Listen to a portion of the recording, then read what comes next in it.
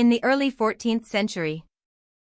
as the once mighty Byzantine Empire continued its slow and agonizing decline, particularly in Anatolia where the rising power of the Ottoman Turks steadily encroached upon its territories, gradually swallowing up its ancient lands and threatening both its remaining landholdings and its crucial maritime trade routes across the Aegean Sea, a vital artery for commerce and communication that had sustained the empire for centuries. The increasing audacity of Turkish naval raids began to alarm the Christian powers of Europe, especially those with significant economic and strategic interests in the eastern Mediterranean, such as the powerful Republic of Venice, whose vast mercantile empire depended heavily on safe passage for its merchant galleys laden with precious goods. As the resolute Knights Hospitaller, who guarded strategic island outposts like Rhodes, acting as a bulwark against Muslim expansion, prompting Pope John XXIII to issue an urgent call for a unified Christian response, a new crusade specifically aimed at curbing this burgeoning Muslim naval dominance that jeopardized the very fabric of Christian trade and security in the Levant.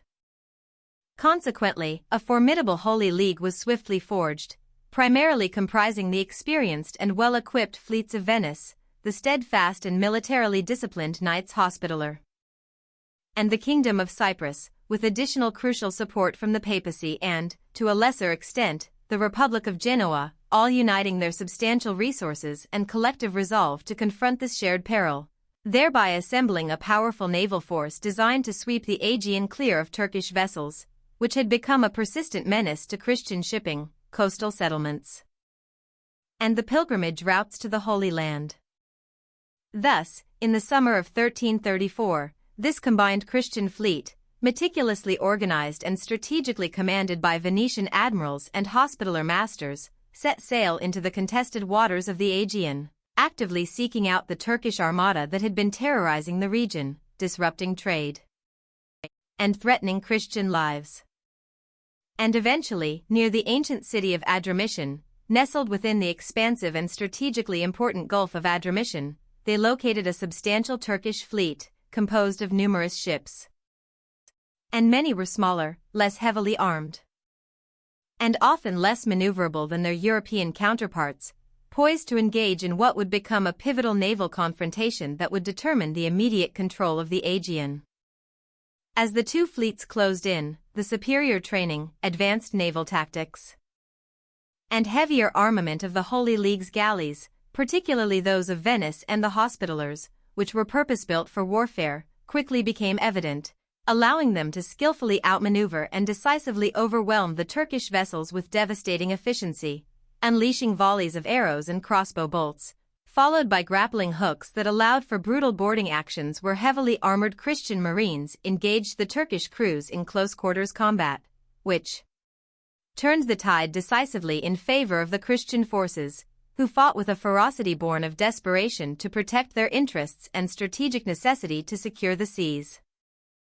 The ensuing battle was a resounding triumph for the Holy League, resulting in the catastrophic destruction of the Turkish fleet, with a significant number of their ships either sunk outright by the powerful ramming capabilities and artillery of the Christian galleys or captured after fierce resistance,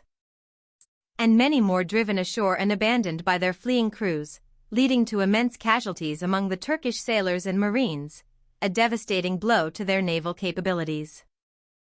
And the Holy League suffered comparatively light losses in both ships and personnel, a testament to their superior naval prowess, coordination, and the effectiveness of their combined arms approach. This decisive victory at Adramyttion, though not a permanent solution to the broader and relentless Ottoman expansion that would continue for centuries, served as a crucial temporary check on Turkish naval power in the Aegean, effectively clearing the seas of a major threat for a significant period and safeguarding vital Christian trade routes, thereby providing a much-needed respite for the remaining Byzantine territories and the various Latin holdings in the region, demonstrating the potent effectiveness of a unified European naval response against a common enemy, though solidifying the reputation of the Holy League as a formidable maritime force whose actions,